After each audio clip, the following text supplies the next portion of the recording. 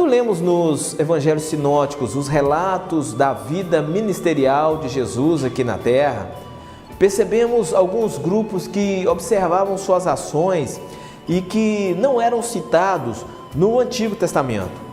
É muito comum lermos nomes como fariseus, saduceus, escribas, samaritanos. Alguns desses nomes não são citados no Antigo Testamento, mas aparecem com enorme frequência no Novo. Então, nós iremos definir de uma forma resumida como surgiu e a ação de cada um desses grupos.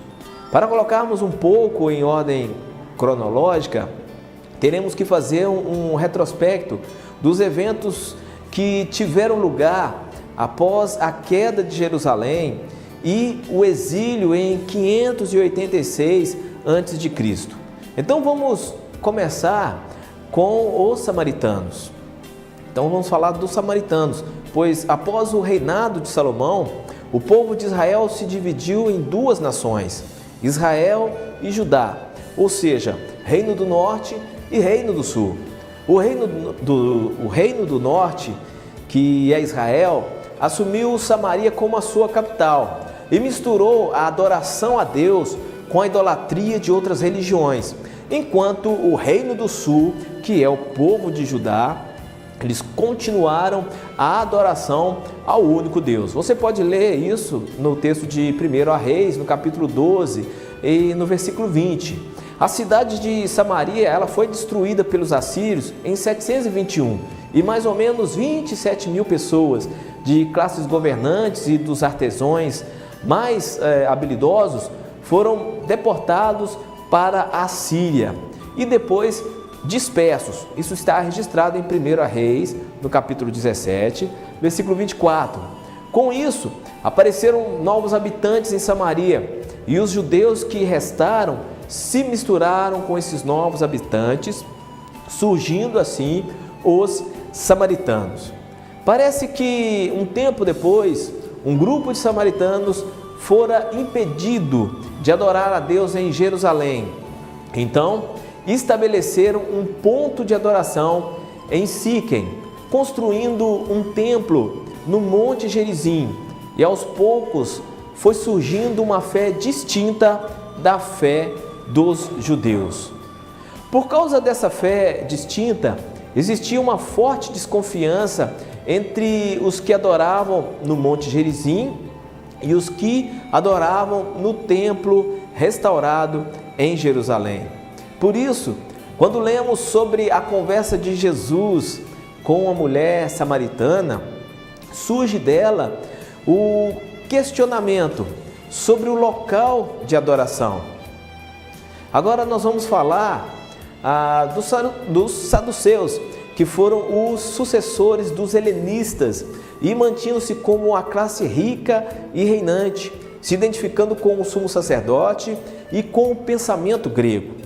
Eles achavam o mundo um lugar bom para se viver e estavam mais interessados no aqui e agora do que crer na ressurreição, no juízo e vida após a morte. Eles rejeitavam as ideias de ressurreição em favor da ideia grega de imortalidade da alma e criam na sua possibilidade de mostrar que uma ressurreição corporal era ridícula. Eles limitaram o cânon das Escrituras aos 5 livros de Moisés.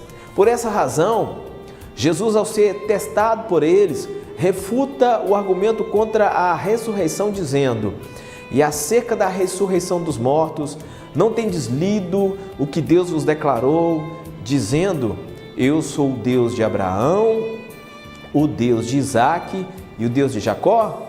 Ora, Deus não é Deus dos mortos, mas dos vivos." Está registrado em Mateus, capítulo 22, versículo 31 e 32. Os saduceus rejeitavam qualquer crença em anjos ou espíritos. Eles criam que o bem e o mal resultavam dos atos pessoais. Nos dias de Jesus, os saduceus eram o maior partido do Sinédrio. Os saduceus teriam feito oposição a Jesus por reconhecerem que os seus ensinos eram contrários aos deles.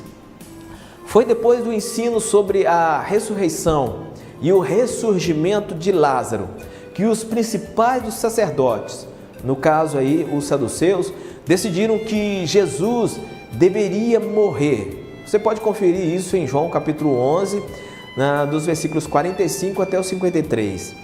Eles acabaram considerando Jesus um agitador que poderia perturbar a posição dessa classe reinante e deveria ser detido a todo custo. Agora, também tem os herodianos, os fariseus, essênios e zelotes, eles parecem ter sido derivados do Hassidim. Então, quando esses grupos se depararam com o fato do país continuar dominado e agora pelo então Império Romano, cada um deles reagiu de uma forma diferente. Vamos começar pelos herodianos. Eles apoiaram a família dos Herodes como reis. Os Herodes eram uma família edomita e governavam o país para os romanos. Esses judeus edomitas achavam que o governo intermediário dos Herodes era melhor do que a autoridade direta de Roma. Os herodianos aceitavam o bem que Herodes, o Grande, fizera por Jerusalém ao prover um novo templo. Apesar de apoiarem os fariseus contra o pagamento de impostos a Roma, em Marcos capítulo 3, no versículo 5, relata a reação contrária deles ao fato de Jesus ter curado um homem com a mão ressequida no sábado. Assim como os saduceus, a oposição deles a Jesus se deu principalmente ao fato de acreditarem que Jesus poderia perturbar a situação daquele momento, pois o seu ensino era um desafio tão grande ao estilo de vida como havia sido o do profeta João Batista. Agora vamos falar dos fariseus. O seu nome significa os que se separam. Na época de Jesus, havia mais ou menos 6.000 deles. Eles se preocupavam muito com a sua fé religiosa e acreditavam que o exílio resultara na quebra da lei de Deus por parte de seus ancestrais. Queriam ser legalmente puros, separados de qualquer forma de contaminação. Acreditavam que puro era a obediência à lei e impuro a desobediência a ela. Por causa disso, eles tinham um problema, pois apesar da Torá ter 630 mandamentos, nem sempre eles eram específicos. Só para se ter um exemplo, se no dia de sábado tem que se manter santo, o que poderia ser feito e o que não poderia ser feito? Seria impuro comer um ovo que uma galinha botou no sábado? Por causa de situações assim, eles criaram mais de um conjunto de regulamentos.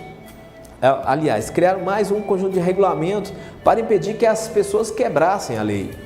Essas interpretações da lei tinham pouca importância para o povo comum que se recusava juntar-se aos fariseus. Os fariseus acreditavam nas doutrinas históricas do judaísmo, na unidade e providência de Deus, na ressurreição da alma imortal, trazendo reavivamento do corpo, e também acreditavam no juízo final e eleição de Israel. Eles davam o dízimo de tudo o que possuíam e prezavam por uma vida de boa moral. Os fariseus sobreviveram a todos os outros grupos e, à medida que suas tradições progrediram, se tornaram fundadores do judaísmo moderno. Na ânsia de viver segundo a lei, os fariseus deixaram de entender qual o verdadeiro propósito dela. Os fariseus pareciam ter tomado a lei, que deveria ser um ato de graça, e acabaram transformando em um grande fardo. E Jesus mostrou o quanto eles estavam errados. Mostrou que eles eram corruptos, eles fingiam como atores e que não agiam segundo o espírito da lei. Por causa dessa falsa espiritualidade revelada por Jesus, eles se voltaram contra ele. Os escribas eram encarregados de ensinar e interpretar as Escrituras. Eles traduziam as Escrituras, abriam escolas para o ensino da Escritura e a interpretação da lei. Eles tinham uma preocupação para que as sinagogas funcionassem. De certa forma, os escribas eram especialistas da lei judaica. Enquanto os sacerdotes do templo se dedicavam aos sacrifícios de animais, os escribas explicavam as Escrituras e pesquisavam as interpretações da lei. Muitos se tornavam escribas fariseus. Nós vamos falar agora dos zelotes. Eles reagiram à influência estrangeira, procurando destruir o inimigo. Eles criam que Deus só remiria seu povo quando os romanos fossem expulsos do solo. O grupo dos zelotes foi fundado por Judas da Galileia, mais ou menos no ano 6 depois de Cristo. Eles afirmavam que o pagamento de impostos aos romanos era tradição contra Deus. Tiraram o seu nome do zelo mostrado pelos macabeus quando lançaram de si o jugo da Síria. Os romanos se referiam aos zelotes como sicários ou homens do punhal, porque agiam constantemente com essa arma. Alguns acreditam que os zelotes tentaram estimular Jesus a chefiar uma revolta popular.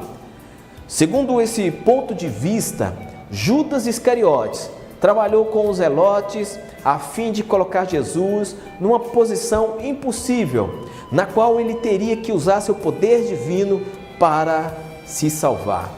Ao ver tal demonstração de poder, o povo imediatamente o seguiria. Judas arranjou supostamente a derrota, enquanto enchia os bolsos de dinheiro. Os que mantêm essa opinião consideram que Judas agiu cegamente, em lugar de ter agido com perversidade.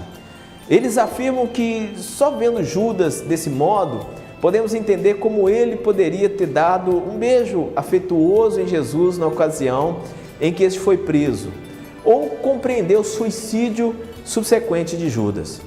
Por outro lado, Jesus referiu-se a Judas como filho da perdição. Você pode conferir em João capítulo 17, versículo 12.